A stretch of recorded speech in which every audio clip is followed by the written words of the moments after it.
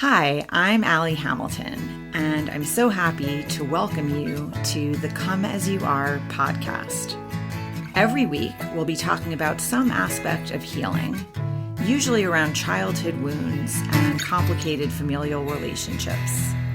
The topics will always coincide with my personal essay of the week, and this will be a place where we can take a deep dive together.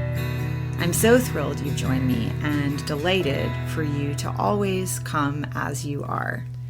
Hi there. Hi there. Welcome to our talk. Today, the topic is a lively holiday season. And I was feeling some pressure to write an essay that was merry and bright. And I know in my life, when I start feeling pressure to show up in a certain way, it's a marker to check in and pause, because I grew up with a lot of pressure to, the holidays needed to look or feel a certain way.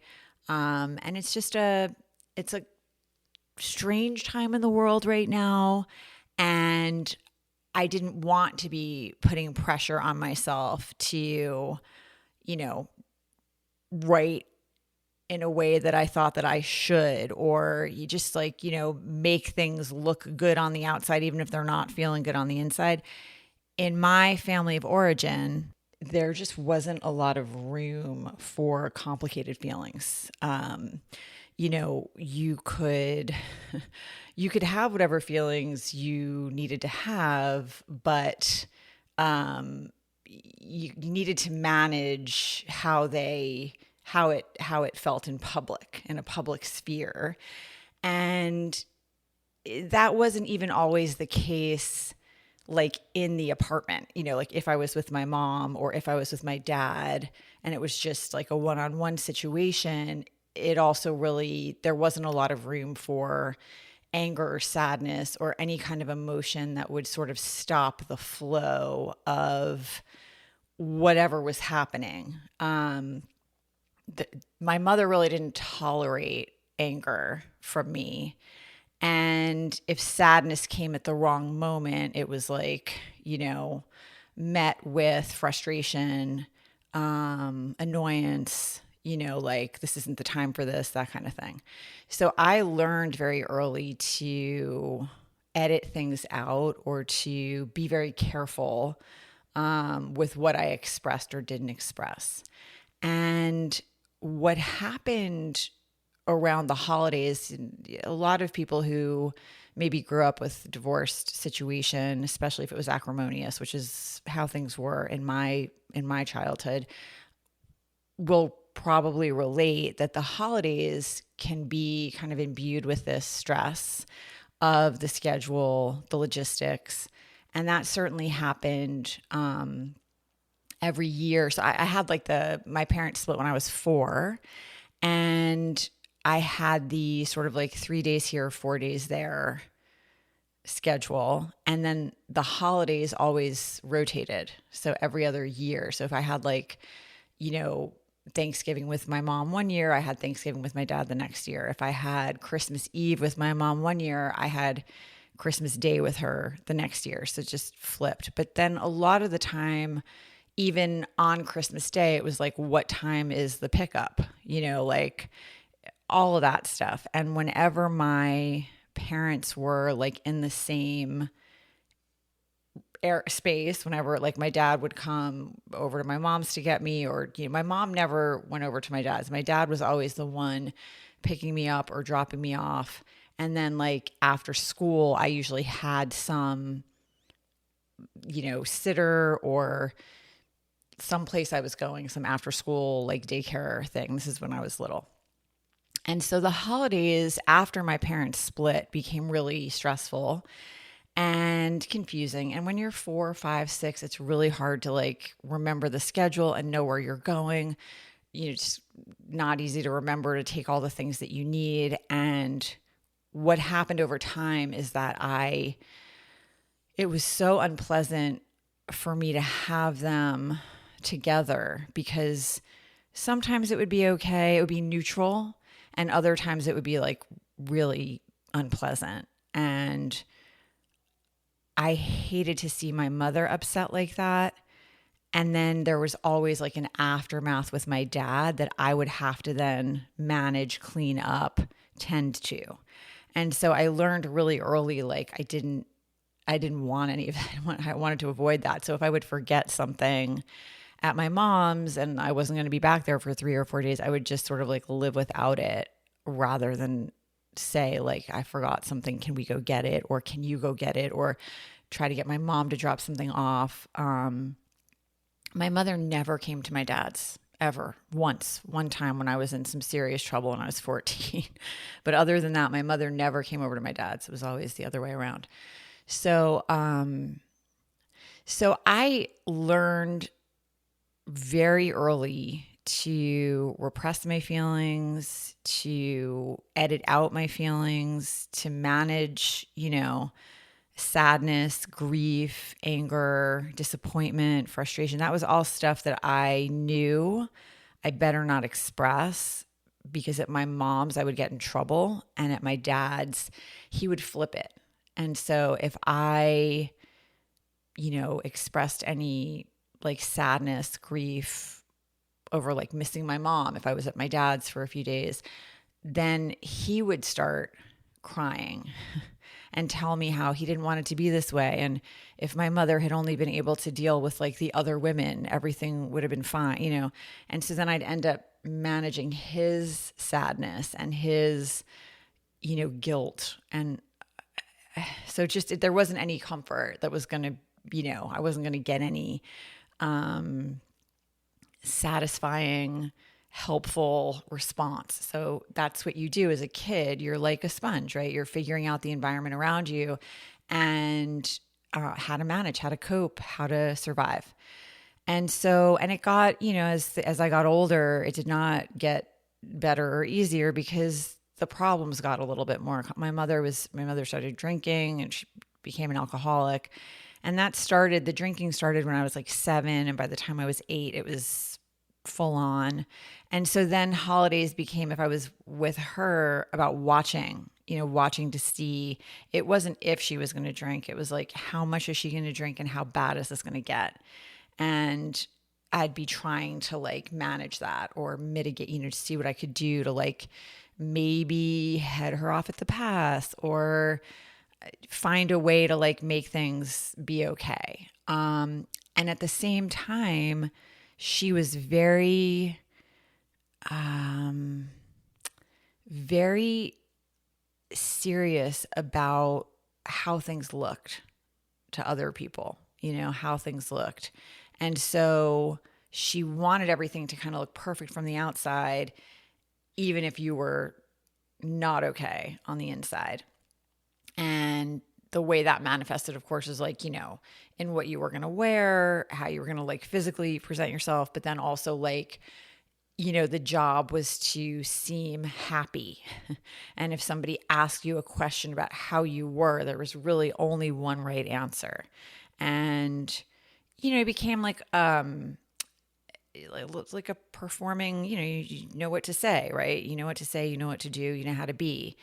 And so, when I came out of that childhood and I went out into the world and started developing my own relationships and trying to figure out how to be, right? How to hopefully create a life that was going to feel good.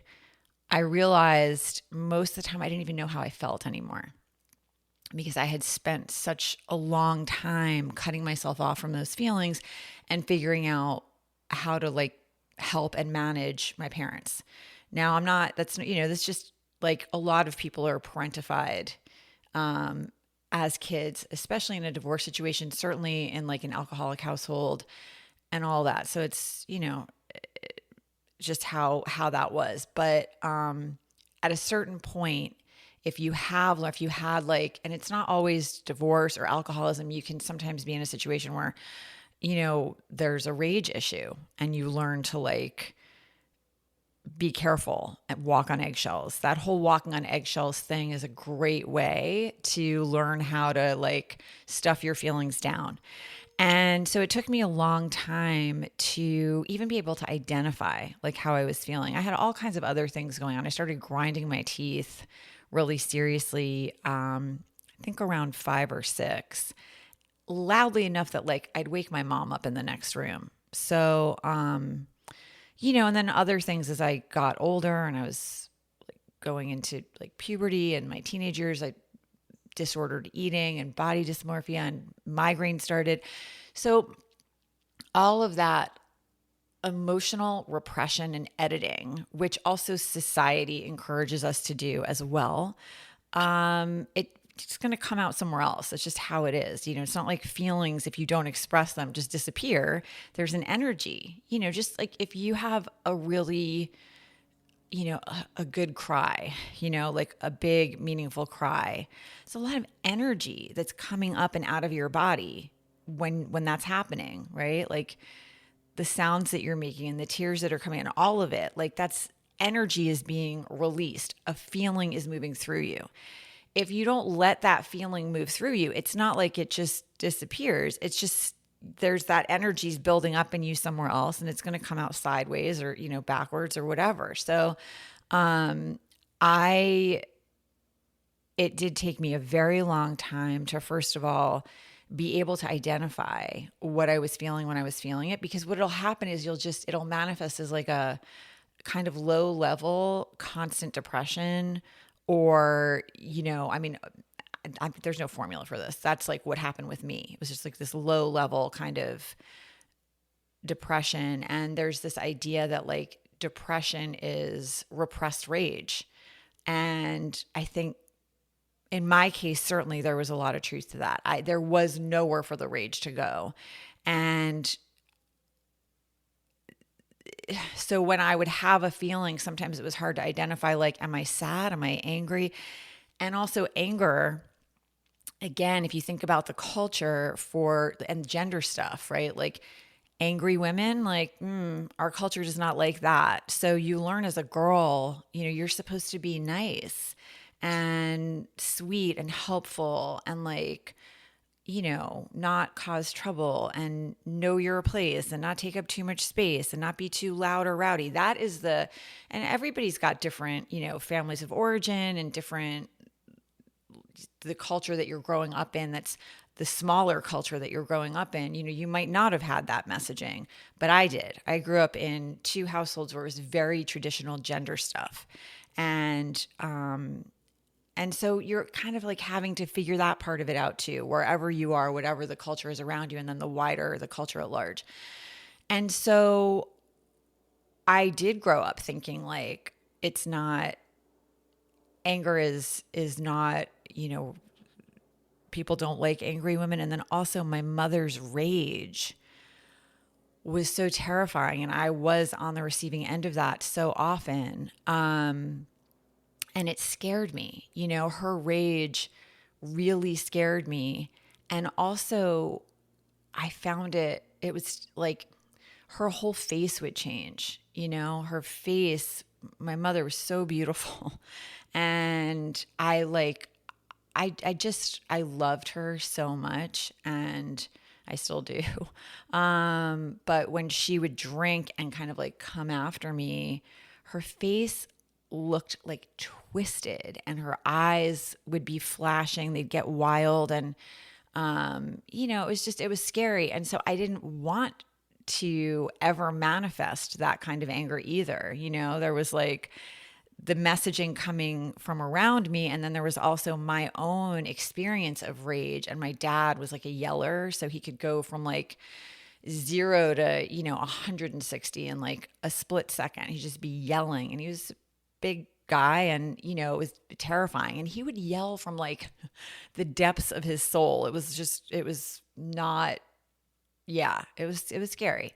So my response to both parents and their rage was a lot. It really shut me down. It really instantly put me into that like fight or flight, fawn, freeze, And so I didn't want to manifest that either. So I think I had this relationship with anger as like, that's not a feeling I want to be feeling. And this is not life. That's not how that works. Like, we're human beings. We're going to have the full range of emotion, and all feel like, it's totally natural to feel rage. It's totally natural to feel grief, joy, fear, anxiety. These are all, all that stuff needs to be normalized for everyone. There's no gender, whatever, with emotion. Emotion is a human experience. And, it doesn't matter what gender you are, you get to be able to find a way to let those feelings arise and peak and subside. That's what any living thing is going to do, whether it's an emotion or a person or a chapter in your life, like all these things, that they're flowing or you're stopping the flow.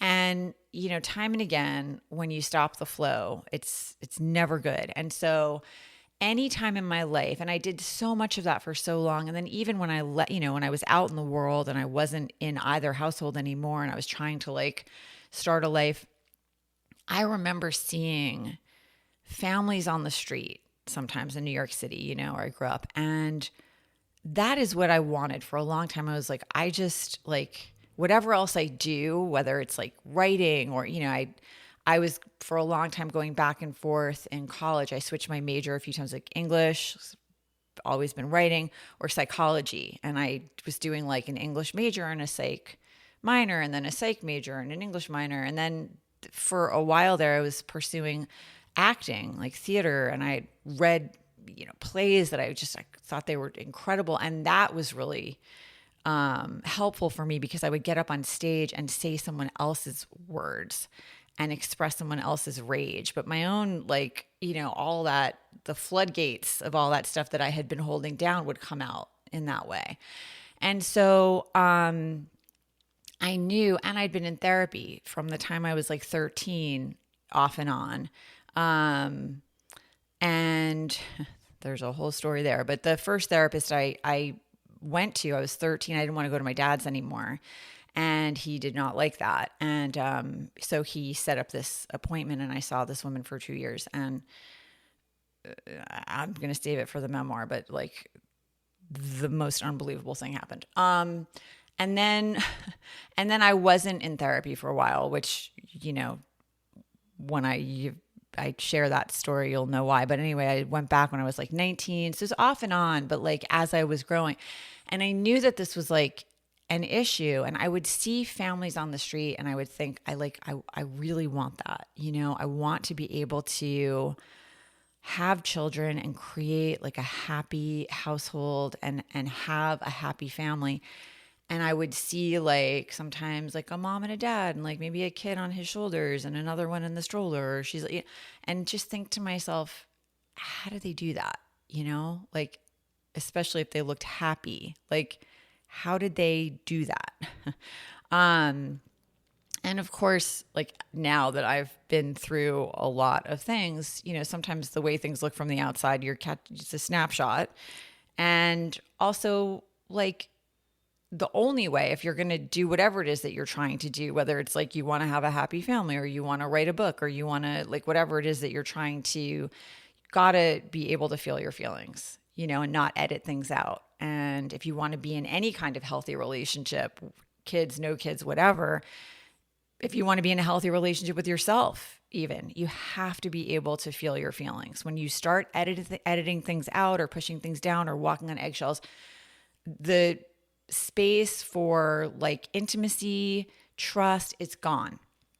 And I had to learn that, over and over again in different ways, and understand that my wiring was set up to repress my own feelings and try to take care of what was happening around me, make everything look perfect on the inside. Don't worry about how it feels. I'll deal with that later. And when you love an addict, there's a lot of stuff there that's really specific and painful, but I think does apply to other scenarios as well. With my mom, she would not admit she had a problem. She would not go get help because there was no problem. And so when she would drink and say or do just like awful things, there was never an apology. There was never the next day, like, I'm so sorry. I said that to you, or I did that, or, there was never that. It was this very, we're not talking about, we're going to move along like that didn't happen. And if you bring it up, things are going to get ugly. And so that, even as an adult, like that was the scenario. She was not going to admit there was an issue. She was not going to be accountable or acknowledge that something had happened, or she had said something or done something, or, that just was never going to happen. And when you are in a relationship with someone like that and you love them and you don't want to, I never wanted to cut her out of my life. There were some bumpy times in our relationship where I did need to like take some space. I tried when I was in my 20s, I tried to negotiate with her. I'd say, well, I don't want to be around you when you're drinking. Like, I want to spend time with you, but if you're going to be drinking, I don't want to be around. And so, those are my parameters. Those are my boundaries. And she would break them.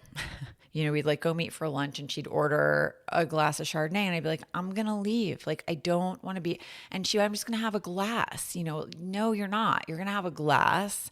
And also the other thing that, people that did grow up in that environment will understand is like, the one glass is enough to have your shoulders up around your ears because you've got like PTSD. It's like the wine is out, the wine is flowing. I'm not safe.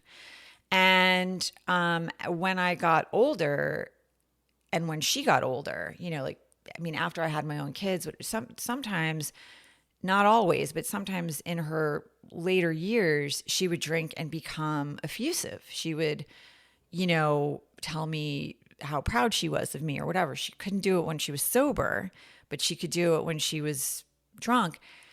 And even that felt awful. Like, I didn't want to be around her when she was slurring, when she couldn't stand up. Like, that was never going to feel good no matter what was coming out of her mouth. So when you're managing that kind of a relationship with someone really important to you, and you have a lifetime of like, editing things out and trying to make everything okay for everyone else, it can be really challenging to, first of all, identify how you feel. Like, you don't have the muscle for that. It's atrophied.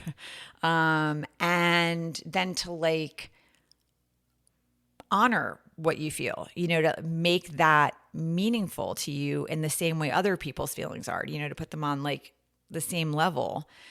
That's really hard. So there's like steps to this whole thing of just, trying to undo that wiring or rewire your system. And it took me years, decades to really get to a place where it's like, oh, I know how I'm feeling. I know why I'm feeling that way. I know right now in the moment, like what I'm feeling. I'm not confused. There isn't this low level depression. There was joy in my life when I was finally able to move through that stuff and, feel whatever it was I was going to feel, just like allow that. And part of it is like developing a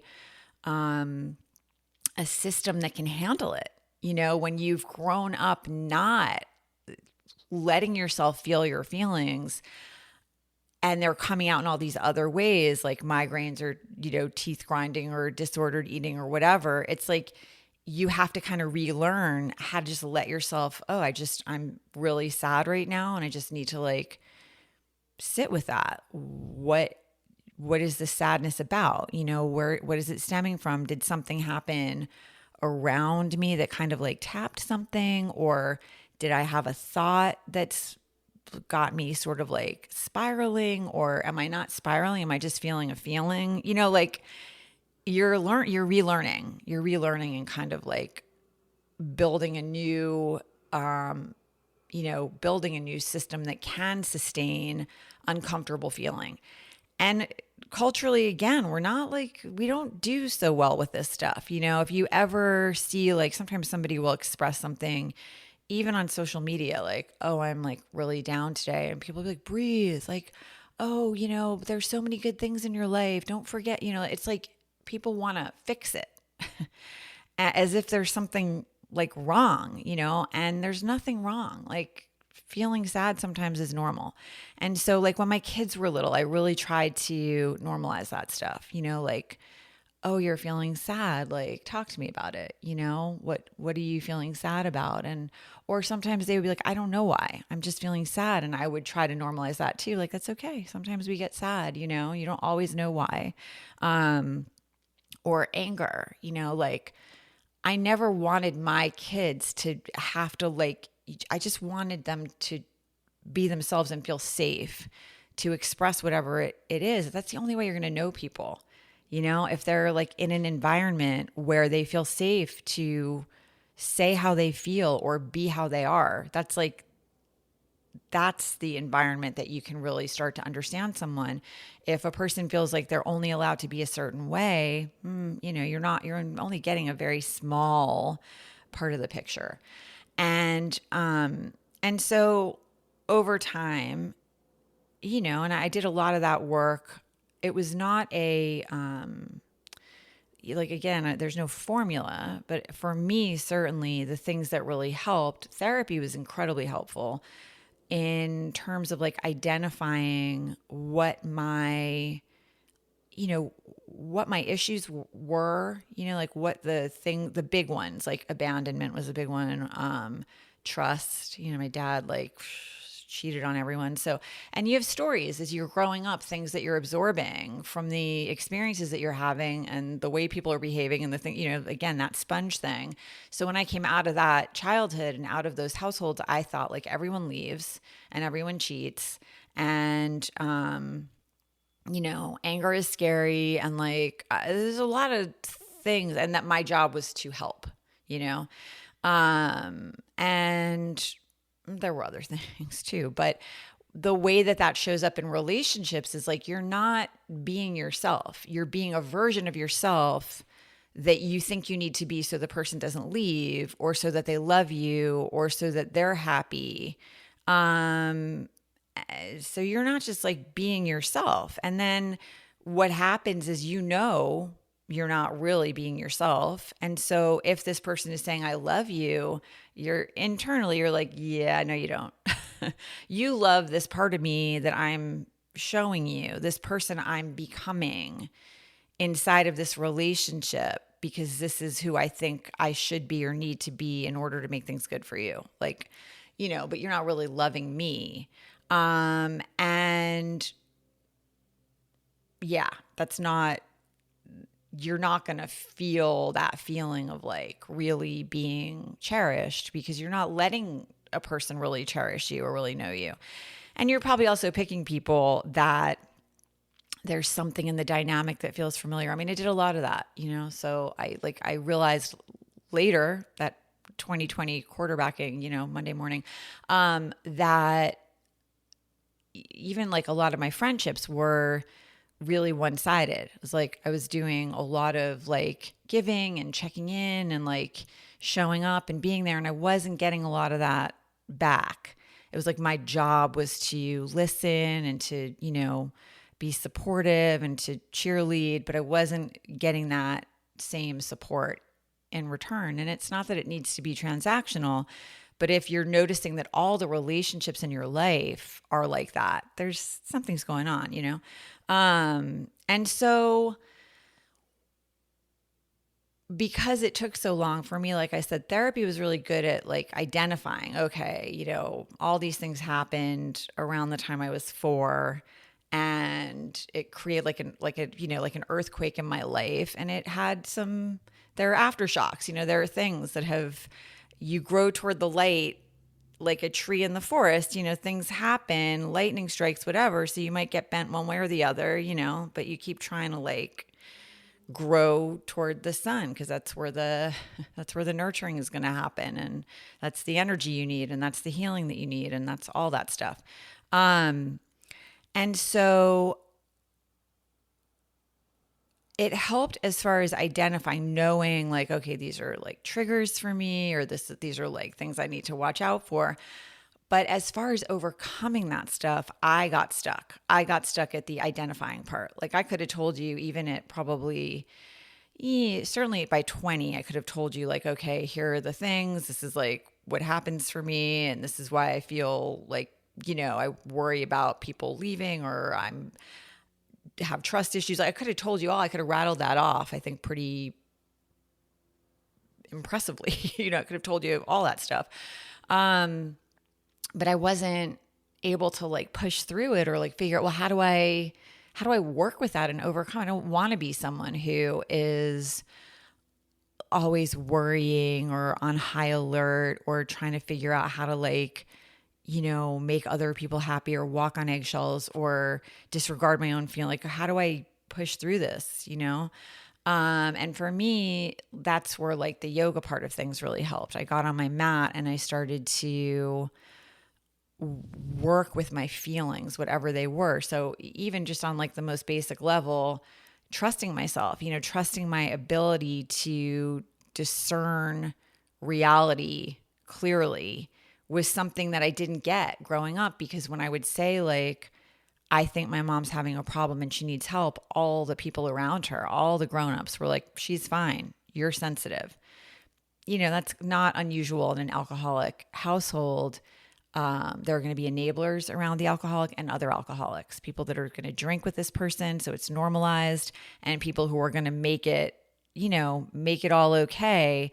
And so that's who was around my mom. And, so when you grow up in that environment and you're saying like, this doesn't feel okay. And people, they weren't in the house with me too. When she would come after me, they weren't there for that. So, and I wasn't going to betray her by talking about that. So, it's a complicated thing. You become a secret keeper. And, I was certainly trained by my mother. Like, we don't air our dirty laundry. We make everything look right, so when I got on my mat, I didn't even trust myself to be able to like know for sure if the way I was perceiving things was really how they were.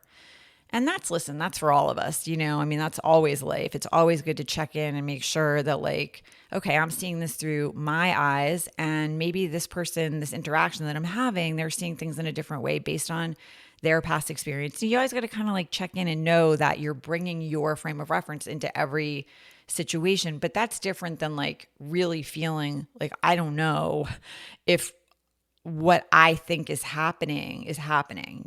That is what that was like just kind of like beaten into me, like you're not right about that. And so I would do things like, okay, I'm in like warrior 2, and I think I'm in a 90-degree bend in my front leg. Let me actually look down. Let me put my hands on my body and let me see if I'm in a 90-degree bend. Like, that's kind of how basic I had to get with trusting myself. And that's what I did on my mat for a long time, was just try to kind of like crash the hard drive that I had and rewire my system from the ground up. And I think that the therapy, the yoga, and the writing, all those things together for me were really, that's kind of how that's how I was able to break through that stuff. So it wasn't like owning me anymore. I didn't want to be like owned by things that had happened in my early childhood and my later childhood for the rest of my life. It's like I didn't have any control over that stuff, and I don't want it to be directing my behavior, my feelings, the way I think about myself for all of time. That's not fun. I'd like to opt out of that. And so it takes time. Like, if it takes years to set the system up a certain way, it's going to take years to, rewire. So, the good news is that, like, I'm very aware when that tendency to take care of everyone else and diminish my own needs or feelings, like when that arises, I feel it pretty instantly. And I sometimes like, healing is an interesting thing too. For me, it's like, I don't think you get to a point in life where you just like wipe your hands of like what you're like, oh, I'm done with that. It's like, I think those things that do happen in early childhood, I think that there are grooves there. And in yoga, we call them samskaras, like repeated action, right? You've learned a thing because it's happened a million times. So you've learned like not to express your anger, whatever. Joined action, right? I do this and this happens. I do this and this happens. Like, and you've got this groove. So, you can create new grooves, and it takes a lot of effort and dedication and determination and all of that. And I think daily intention to work on it and to be very cognizant of like all of that stuff. But it's not like those grooves go away. And I think what I find is that when I'm feeling vulnerable or like, tired or tested, or in the last few years, losing both of my parents, like it's, that stuff, like that old kind of motherboard, pun intended, will light up, it'll like, hey, let's see if we can like pull some strings here and make her, jump around, dance like a monkey. And so then hopefully if you've created like a strong foundation and you've got the tool that you notice that you're like, oh yeah, that's my old friend. Like there's my old abandonment issue, like rearing its head to say hi and see if it can kind of like mess with me. And hopefully you get to a point where you just kind of like brush that off your shoulder and go on with your day. Like acknowledge, tip your hat. Like, yeah, I know we've done this. I'm sorry. I'm not doing that again. And that's kind of like where it is. I'm 53 years old. I've been practicing yoga for 33 years, been in therapy off and on, for a long time, and, off for a long time. And the last, like, I would say since my kids were little, when I got divorced, I went back to therapy because I just wanted to have like an objective set of eyes on the situation, because I knew that was going to bring up a lot of stuff for me, especially like my son was the same age I was when my parents split. It was just, there were a lot of kind of themes waving through that were old and familiar. So I wanted somebody just really like outside the situation so that I could make sure I wasn't bringing any of that in with my kid. Like I just wanted to make sure I was really showing up for my children in the clearest, most, just loving way possible to make them feel secure and to make them feel loved and safe and all of that. And so that's kind of how it's been for maybe like the last, I don't know, 15 years or so. Is like, I will go back to therapy if I feel like, oh, okay, I could use some help with this. Like grief with my mom, when I lost my mom, same. It's like, this grief is so overwhelming. I would like to have someone in the mix with me who, I can just work through some of this stuff, and perimenopause and the sandwich generation, teenagers and aging parents and all that stuff. So, so those things have been really helpful. And there's writing, like the essays that I write, and then there's journaling. And those are two different things. When you're writing an essay or something like a memoir, I've been working on this memoir for quite a while. That's not where you are. That's not your journal. That's like, you've done a lot of thinking about this stuff. You've integrated, and you're trying to share something that's hopefully universal and going to be helpful to other people. And your journal is your own stuff, right? Where you're trying to like work through the nitty gritty and the like sticky, icky stuff, just try to figure out like what's happening here for me. So those are two different things. But all of that together has been really helpful. So when these things arise still, like when I find myself, I'm trying to make everything okay for someone else, but I'm not necessarily thinking about whether I'm okay. That's still work that I have to do. That still, crops up for me, and I have to like look at it and think about it, and sometimes really spent some time kind of like leaning in, letting that having tea, right? Inviting your feelings in for tea, that idea.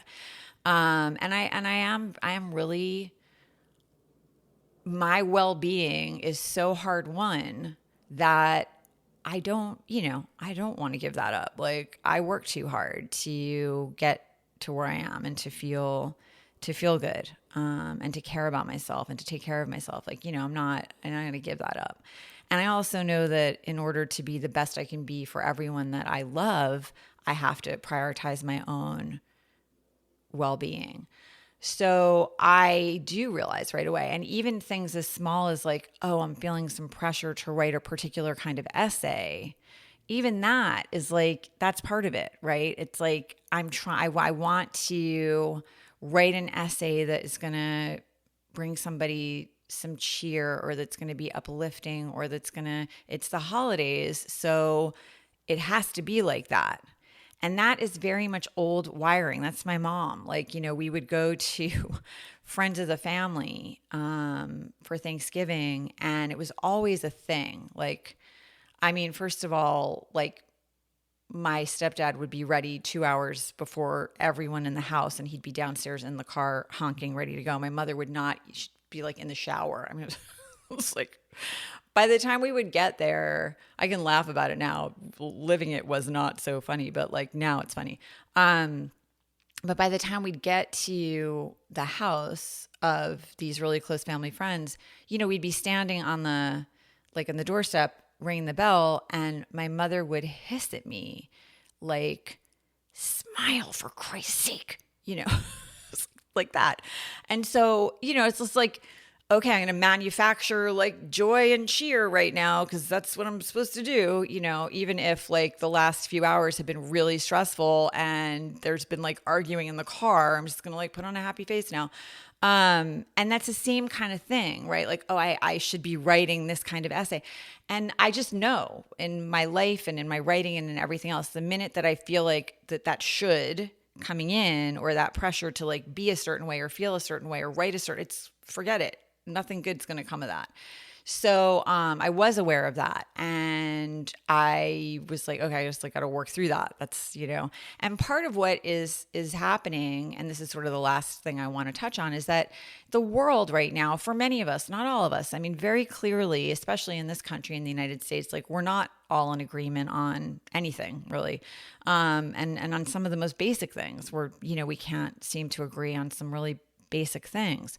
And so, it's a very fraught time. And for some of us, people who are sort of, think about things the way that I do, it feels just, it's very disheartening right now. It just feels really, it does not feel like kindness is winning at the moment, or compassion, or, just sort of, it just doesn't feel like those things are winning right now. And I've talked a lot about messaging and just all the things, when you are, for me, listening to the messaging, and I don't want to talk about this for too long, but just that very misogynistic, sexist, like racist, xenophobe, like all of that stuff. It's so, the fact that anyone could get past that is really hard for me to, to understand, because for me, that was just like a hard stop. Like the minute, you start going after women and disrespecting women who are more than half the population here, like I'm out. You're not getting my vote. And so there's that going on. And there's also this weird waiting period that we're in, because like the old administration's still there, the new one's coming in. There's, a lot of like, and I have been, since the election, very carefully not immersing myself, because I want to be able to show up for, my family, for my community, for myself, and I'm not going to be able to do that if I'm in a state of despair or outrage all the time. Like that's just not going to work. And I also don't want to let someone who has no respect for me live in my head rent free all the time. I'm not going to do that. So I've been very carefully watching my like intake, what I'm, where I'm getting my news and how much of it. And I don't want to bury my head in the sand. I know a lot of people are just like, I'm out, I'm opting out. I've been on social media a lot less. Certainly like places like Threads or Blue Sky or whatever. Like I can't. It's just, I actually, yeah, I've barely been on that. And even like here, I'm on Facebook, like I come on here to do this. When I do the podcast, I'm also going live, on the Facebook page, and that's pretty much the only time I'm there. Like I've been very carefully doing what I need to do and getting away from that. The only place that I really spend a lot of time is with the essay. And in that environment, reading things that are interesting or helpful or, and I think that that's a really important thing right now too, is to not, is to be careful with yourself, with your, with your heart, with your mental health, you don't want to be feeding yourself a steady diet of outrage and despair. That's just not going to help anyone. And so what I've been trying to do is figure, okay, I want to stay informed, but I don't want to be immersed and I don't want to be enraged or despairing, 24/7. I just don't want to do that. And so I've been thinking about the things that I can do. And like one of those things is I have a neighbor, and I really recommend, I don't know how to, I don't think I can overstate what an important thing I think this is. But I have a neighbor on my block who is elderly and alone. And I guess because of like what I've just gone through with both parents, I really understand if you do not have someone advocating for you in this country and you are elderly and alone, you are in a lot of trouble. I don't think you could really be a lot more vulnerable than that. And you probably die sooner than you should. That's not hyperbole. And so I've been like, trying to make sure this person has what he needs and has support and has, like a ride to the doctor, a ride to the grocery store, a ride to the pharmacy, like, a phone, water, like just really basic things because there's no family around. So, if you have anyone in your community like that, that would be a great thing that you could do. You could just be a safety net for one other person. And if everyone did that, like we'd be in a much different place than we are right now. And that's something tangible and meaningful that I can do. And it obviously is good for this person that I'm talking about, but it's also good for me because it reminds me that I have power, that I have power to affect the way the world is and the way that it feels. And we all do. And so, sometimes it's like you forget that you do have that, and you can make choices. There are things that you can do that make a difference. So I've been doing that kind of thing. And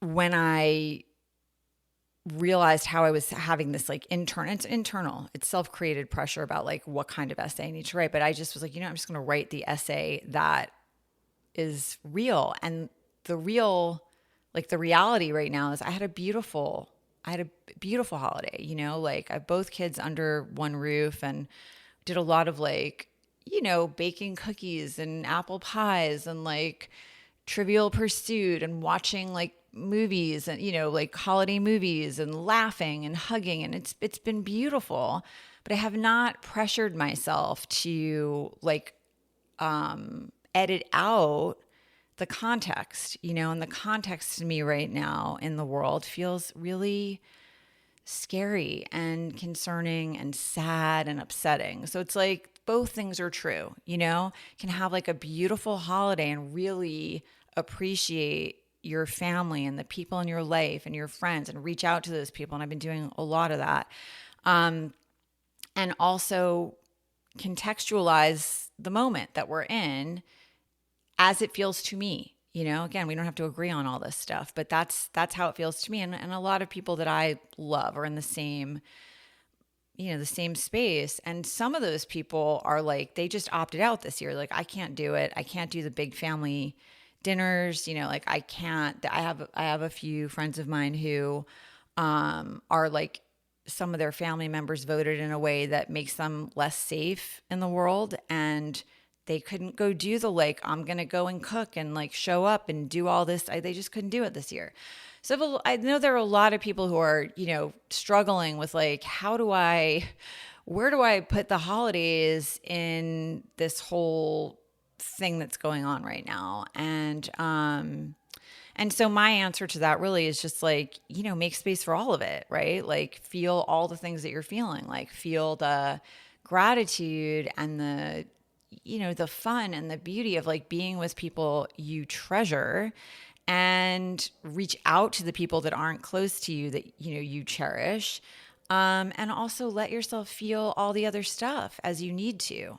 And of course, like even just in this week alone, and I really don't want to spend a lot of time on that here on the podcast, but I did write about it in the essay and I do want to touch on it. The Matt Gaetz thing this week, like, that the House Ethics Committee report that they finally released was just like so horrifying. And it's not that it was a surprise, but I wrote about,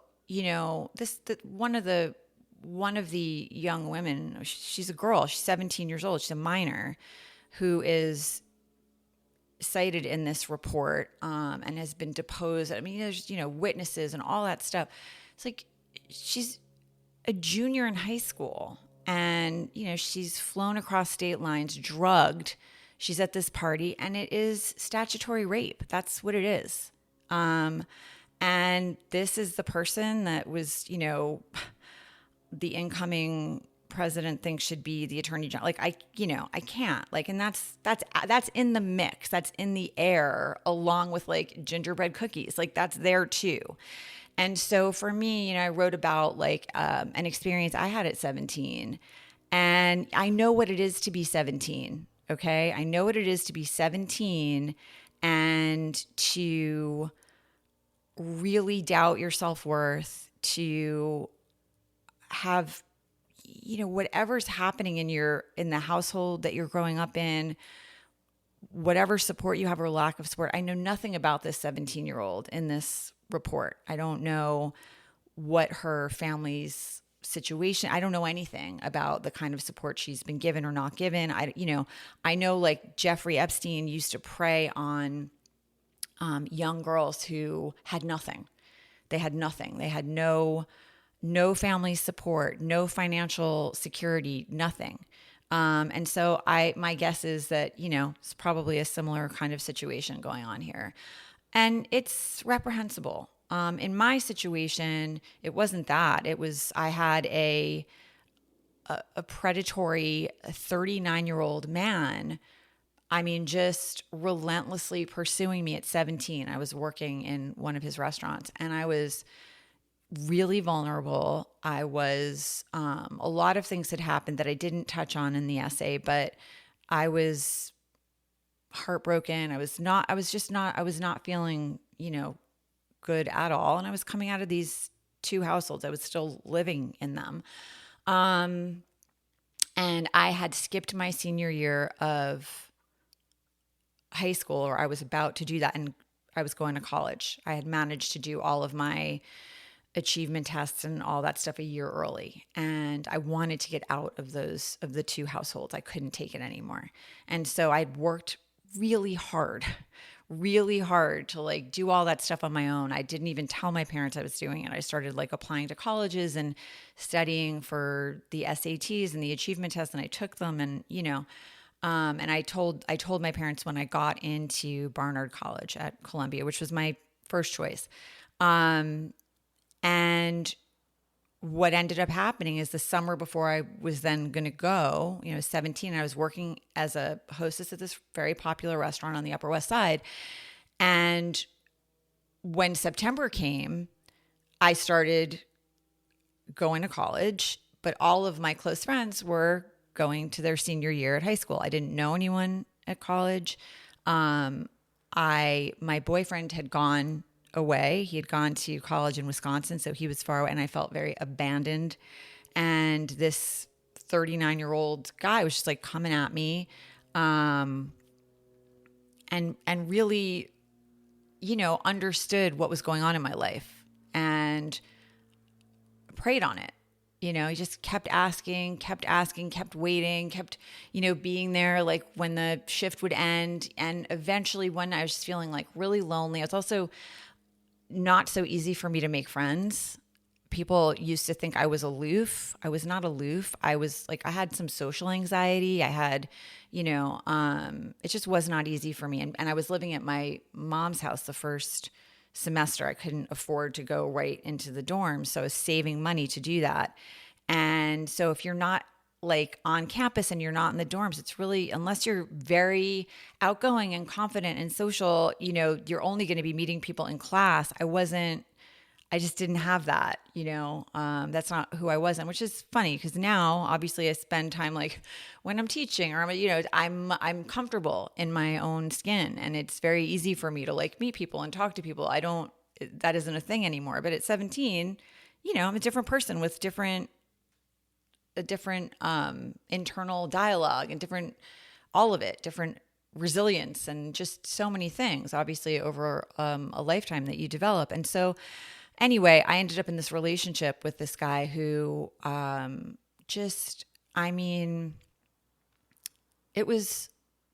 barely made it out alive, and I'm really not exaggerating. It was 3 years. He was just, and I look back on it, he just really took what he wanted and like tore me down. And I can look at it now as a grown woman and recognize that he was deeply insecure and he had a lot of stuff from his own, his own childhood, his own history, his own whatever, but he preyed on someone who was incredibly young, because a young girl or a young woman is going to put up with stuff that no grown woman who's been through some things is going to put up with. It's like, you learn things as you go, and what you tolerate, what you don't tolerate. You start to develop some standards, hopefully, for how you're going to be treated and what you're not going to accept. Well, I didn't have any. I was 17. I didn't have any of that. And so he, it was awful. It was emotionally brutal. It was, mentally, like he really tore me down so I wouldn't go anywhere. And I just doubted everything. And he was seeing other women, and then he would like look me in the eye and tell me he wasn't. It was all that stuff that I grew up with, that like, wait a minute, like I know what I'm feeling, and I know that I'm like what I'm seeing, and this person's looking at me in the face like, that's not right. Like that's not what you're seeing. And just so many other things, like constantly just like poking at me or, making me feel not enough in some way or another. Or like poking holes in friendships that I was trying to develop. Like that person's not really your friend, like just constantly undermining and planting seeds all the time to make me doubt myself, to make me, not trust myself. Certainly you get to a point when you're in a relationship like that where you don't like yourself because you're like, I should leave. I know this is not okay. I should not allow myself to be treated like this. And he was cruel. And he would just say things, and it would literally be like getting punched in the gut. He would just say the most hurtful, horrible things. And like it was nothing, like with like a smirk. So it was brutal, and a lot of things happened, and I finally got myself out. But it was like, I was not the same after that, he stole something from me that I never had back again. Like that was 3 years of college. It was most of my college experience. And he just preyed on like a teenage girl who was already struggling a lot with self-esteem and self-worth and all of that. And I have no tolerance for men who are like going after young girls and women. Like, it's really gross, and you should talk to someone. Like, really, like, check yourself, because there is, I understand what it is. It's this desire to like have that youth and have that person who's adoring you and like putting up with your crap. Well, you know what? Do better is my answer. Do better, be better. Like, figure it out, be a good enough man that a grown woman wants to be with you, not a child. And so when I look at these situations, like Monica Lewinsky, like Blake Lively this week, like the Matt Gaetz situation, and you see in the comments when these cases come up, people start talking about the girl or the woman always. What was she wearing? Did he know how old she was? Did she lie? Did she lie about her age? Well, she's being paid for this. Like, it's like all this judgment about the girl. She went after him. She flashed her G-string at him. Blake Lively, well, she's a mean girl. She should have been talking about like the film she did in Domestic Violence instead of her hairline. It's like people start attacking the girl or the woman, women too. And it's so, it's like the saddest thing. There's so many sad things. It's one of the saddest for me to watch, because if women cannot stick together on some basic things like this, we're never going to change it. And that is, upsetting to me. I have a 15-year-old daughter in this world. This is not what I want for her. This is not what I want for any of us. And so I was watching that, and, I don't know. I like Blake Lively. I'm not a Blake Lively. Like, I don't have any skin in the game. Like, it's not like I'm some huge, I don't really know her work that, it's like, I know who she is, but I'm not, the skin in the game that I have is that she's a woman who stood up for herself. And, two men decided they were going to take it upon themselves to tear her down and hire a crisis PR team to smear her. And it worked. The only reason that she isn't completely done is because she has the receipts. She managed to subpoena the text messages of the PR team and all of that. Most women can't do that. When you come forward and you say something happened to me, if you can't prove it and it's your word against some guy, good luck. Good luck. And, I went through that. I'll share that with you too, just to like, kind of wrap it up. When I was 16, I was assaulted. And when I went and told my mom even, she didn't believe me. She didn't probably want to believe me, but it was one of the most brutal, horrifying, disappointing things. And we didn't really recover from that. When your own mother, doubts you, questions you, sides with the dude, that's a bad situation for all of us. And there is a reason that the court system is geared toward protecting men, even the men who do things like this. Like Brock Turner, for example. Do y'all remember the judge worrying about his promising future? What promising future does this kid have? He assaulted an unconscious woman. Like, you think this kid has a promising future? I don't. I think something has gone dreadfully wrong with a kid that age who thinks to himself, here's an unconscious woman, I'm going to do things to her body while she's unconscious. That's not someone with a promising future. That's someone who is really, really messed up in the head. And so, this is what I'm talking about here. It's like, it doesn't matter to me. And I brought up Monica Lewinsky on purpose. I don't care about the political affiliation. Predatory men, this whole thing, we need to get together, all women, and demand better. But it's a piece of an entire, it's a system that has so many tendrils and they're everywhere. And it is the patriarchy. And if you just start paying attention, you're going to see even women who have daughters, okay? And the ex-husband has abused them, has hurt them, has a history of abusing the other siblings. Even women like that are fighting, right, to keep their 10-year-old daughter away from unsupervised visits with dad. They can't win.